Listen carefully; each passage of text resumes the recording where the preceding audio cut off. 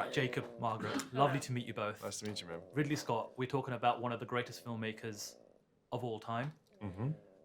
If in 10 or 20 years from now, you're looking back at your experience on The Dog Stars, what for both of you will be the core memory from this shoot working with him? For me, it's being invited into his trailer that he directs from, which is on the set. He has this sort of airstream that's decked out with a couch and sort of 20 monitors that have all the camera angles on it, and you shoot the scene, and then he'll call you in, and he's sitting in there with a cigar, and he'll show you the scene cut together immediately after you've shot it. That's my favorite memory, working with Ridley. Margaret, for you? I think the thing that the memory I have that feels the most poignant is just those like huge mountains and like these like really expansive sets and hundreds of horses and just how grand the set was. It was pretty breathtaking. What I'm really loving about this kind of boom period that we're in as an industry right now is there are so many moviegoers that are experiencing cinema for the very first time, and that's a beautiful thing, right? And I was thinking about that. The Dog Stars, for a lot of people, might be their very first Ridley Scott film experience. It's crazy, huh? Right? And so with that in mind, what would you suggest would be the 3 essential Ridley Scott films for people to check out after The Dog Stars? Oh, great question. Very hard question. Thelma and Louise is one of my favorites. Alien. Yeah, Alien, Blade Runner. For me, it's Alien, Blade Runner, and American Gangster. They're my 3, because you just get a range in those. Alien, Thelma and Louise. Thelma and Louise. Maybe I do Blade Runner too. Yeah, Alien and Blade Runner always come up. They're perfect movies. Yeah, They're just perfect films. yeah. It's for me, it's Alien, Blade Runner, and The Martian. But And Alien, Blade Martian's Runner, so good, Yeah, too, of exactly. course, of Yeah. course. Also, thematically, this film, for me anyway, as I've watched it twice now, by the way, Oh, good man. it's so much about loss and grieving and giving yourself the chance to perhaps move on. And I just wondered if exploring these characters and this film for you changed your perspective about life and these kind of really heavy human emotions to deal with. I think that one of the things that drew me to the movie the most was just kind of that hopeful quality and the belief in inherent human goodness and desire to persevere through the most challenging of times. And, so many people are suffering, so many people are having such hard times. And it does feel like the end of the world for some people because that's where we are. And so to have a kind of hopeful take on that was inspiring. It made me realize how much I don't want to end up in that situation in my lifetime. I just want to stay here. I like it how it is, Josh, you worked with Ridley Scott on American Gangster. Here we are 20 years later on The Dog Stars. What was the experience the second time around working with Ridley? I had always wanted to work with Ridley again since American Gangster, and for somebody who's worked with certain directors multiple times, it was an insecurity of mine. I was like, I thought we were friends, and I know we worked well together. Why hasn't he asked me? And I'm seeing Matt do The Martian, or I'm seeing some, you know what I mean? There were possibilities there, and I was like, no, that's too bad. Because I really liked Ridley, and I really had a great working relationship with Ridley in American Gangster. And then this came up, almost as that thought started to surface more and more, this thing came up, and immediately I said yes. And then I got together with him, and as you know, talking to Ridley, he speaks in puzzles, and somebody like, what is he saying, and this and that.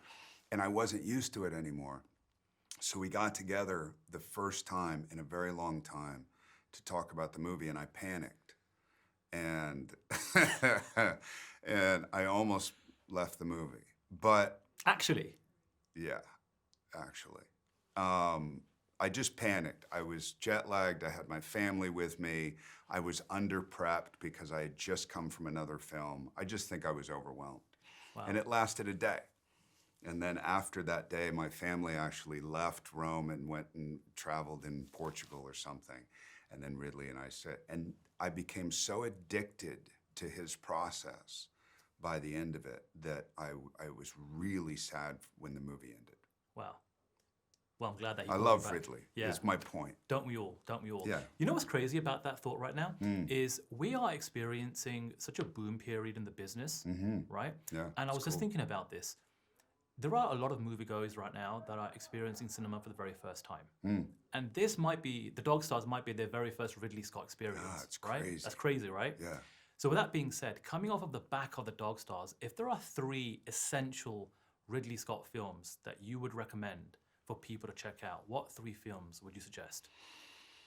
I love The Martian. I remember when The Martian came out, and I was like, wow, Ridley still got it. That's amazing. I thought Matt was incredible. I think Thelma and Louise is incredible. I think Alien is incredible. Alien had a massive impact on me when I was young. I was seeing movies like Maniac, and I was seeing these horror movies back then, and I remember watching Alien for the first time. But there's so many. I mean, I can objectively even watch American Gangster and go, God, that's such a good film, and Denzel's so good. He's so good in that film. But there's a lot, man. Yeah, there really is. He's one of the few directors, truly, I think the Coens are like that too, where it's just, you see his stamp on it, but they're constantly challenging themselves and they never get lazy. They never rest on this comfort zone, in this, oh, this is what's successful, so this is what I'm gonna try to do every time. Yeah. You see Alien, and then you see all these different types of genres and films that he lends himself to. It's amazing. Yeah. You share pretty much the vast majority of your scenes with Jacob Elordi. And I've seen a trend recently, and it's just happenstance, that you're sharing the screen with a lot of this current next generation of leading men, whether it's Jacob, Timothy Chalamet, Glenn Powell. If you could pass on one piece of advice to these guys, just given your longevity in this business, what would you say to them? I do. I say it. Don't drink the Kool-Aid. Don't believe the fame, you know? Don't get caught up in the celebrity of it too much, because you end up losing that hunger and that need to be in dangerous situations, which is Ridley's, I mean, he's the master of it. You have a blueprint of what you're doing. You have 4 cameras, 5 cameras coming at you from all directions. And he's rewriting the scene, or you're rewriting the scene with him from take to take. So you're living in the ethers of this very dangerous place, and out of that, some magical moments can happen. And if you start relying on your laurels of a comfort of what you think works, you're dead.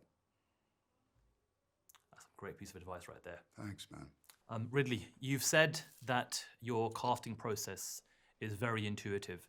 So what was it about Jacob Elordi that you felt was the right fit for Hig? Can't remember the title. It's in my head, but I can never get it quite right. There's a great TV show, Australian. I keep calling it the long, narrow road north. I think it was an 8-hour series about a family doctor in Australia. He played the young doctor, who later gets called up and goes into the war with Japan and then ends up in a prisoner of camp in Japan. That is formidable. It's more or less that long, narrow road north. From that, I thought, wow, who is this? Then I started to see things. I then tracked him. And then I talked to him, and that was it. But the intuition of seeing this guy, when you do this, you can do anything. You have worked with some of the biggest movie stars ever in your career.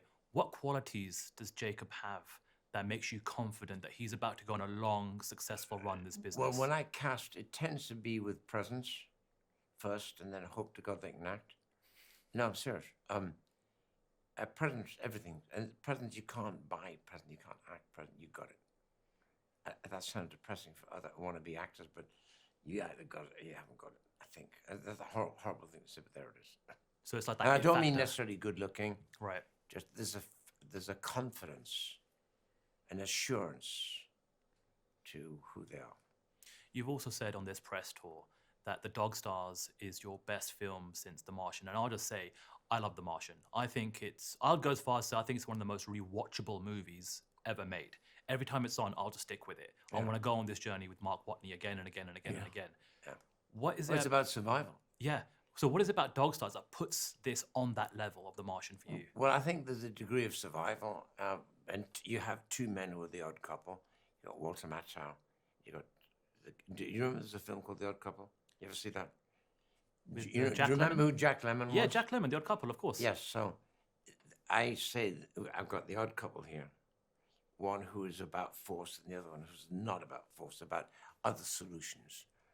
And so right there, you've got the source of humor, and that becomes the bowl of the film in terms of emotion is humor. Humor is emotion, and then they can't tolerate each other, and then they leave, and he goes off, and so that's a marvelous crossbow to have for the whole thing.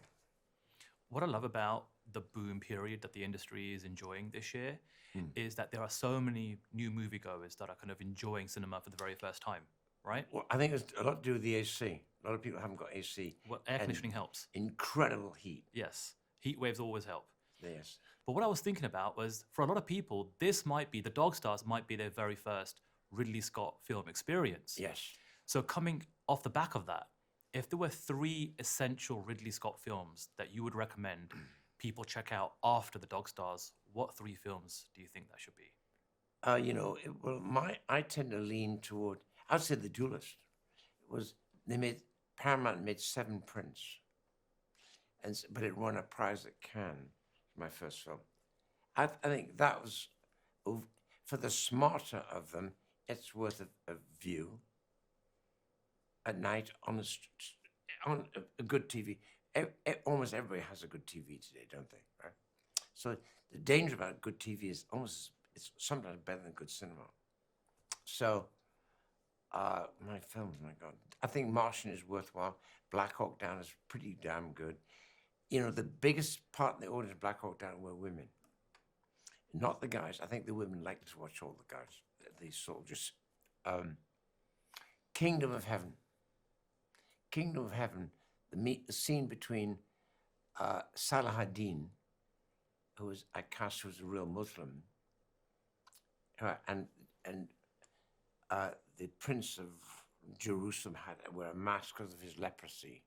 That went viral 20 years ago. It was played viral, where they meet each other in a battlefield to go to war. And Salah ad-Din had an army of 200,000, and he would decimate the Jerusalem army. And 2 men who respect each other, agree to have no war. So 2 leaders agree to no war, and the elegant Muslim says to him, I will send you my physician. Because they see the king is in desperate pain, sitting in the saddle, the silver masterpiece. He's 25 and he died of leprosy at 26.